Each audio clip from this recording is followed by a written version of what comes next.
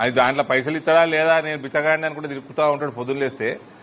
ఈడ 160 కోట్లలో 10 కోట్లు ఖర్చు పెట్టిండు 2 సంవత్సరాలలో.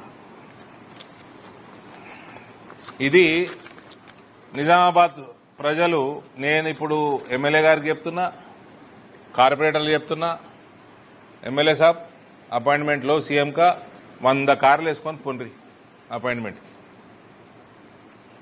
ఓ 10 రోజుల అపాయింట్మెంట్ ఇస్తాడా? ఇచ్చిండు. లేదా అందరు రోడ్ ఎక్కువ, ఇక రూరల్ వాళ్ళు అర్బన్ వాళ్ళ, ఔటర్ రింగ్ రోడ్ రూరల్కు ఎక్కువ ఉంటుంది. అంతేనా? ఎవరు డిస్టర్బ్ చేయనీకు, డోర్ తీయకు. రూరల్ అర్బన్ కలిసి ఇక రోడ్ ఎక్కువ మొదలుపెట్టాడు. ఎమ్మెల్యేలకి సురుకు తలగాలి. ఈడ కాంగ్రెస్ ఎమ్మెల్యేలకి ఈ జిల్లాల అడ్వైజర్ పిసిసి ప్రెసిడెంట్కి ఎక్కువ తలగాలి. ఇటు జీవితంలో ఔటర్ రింగ్ రోడ్డు సరిగా చేయరు, అండర్ గ్రౌండ్ డ్రైనేజ్ కాదు.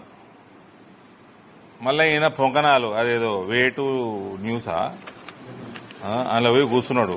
కూర్చుంటే కుర్చెత్తే ఉంటాడు ఈయన. అందులో పోయి మాటలు మాత్రం ఓ పొంకనాలు ఏం కొడుతున్నాడు.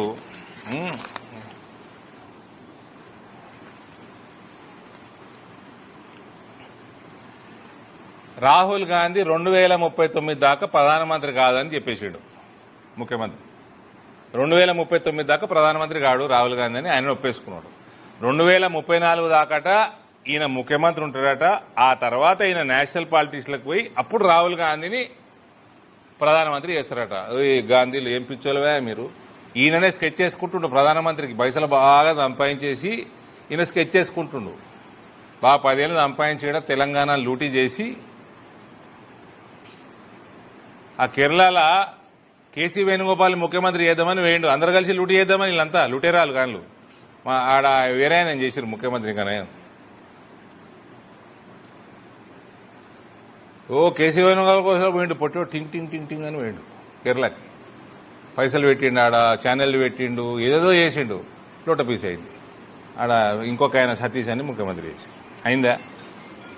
ఒకటి 2039 దాకా రాహుల్ గాంధీ అనేటోడు ముఖ్యమంత్రి కాడంటే రేవంత్ 10 సంవత్సరాలు ఇంకా భారతీయ జనతా పార్టీ ప్రభుత్వం ఉంటుంది కేంద్రంలో 2039 దాకా అని ఒప్పుకోవడం జరిగింది. 2039లో కూడా రాహుల్ గాంధీ ప్రధానమంత్రి కావాలంటే రేవంతే హెల్ప్ చేయాలన్నట, లేకపోతే అప్పుడు కూడా కాడట. ఇక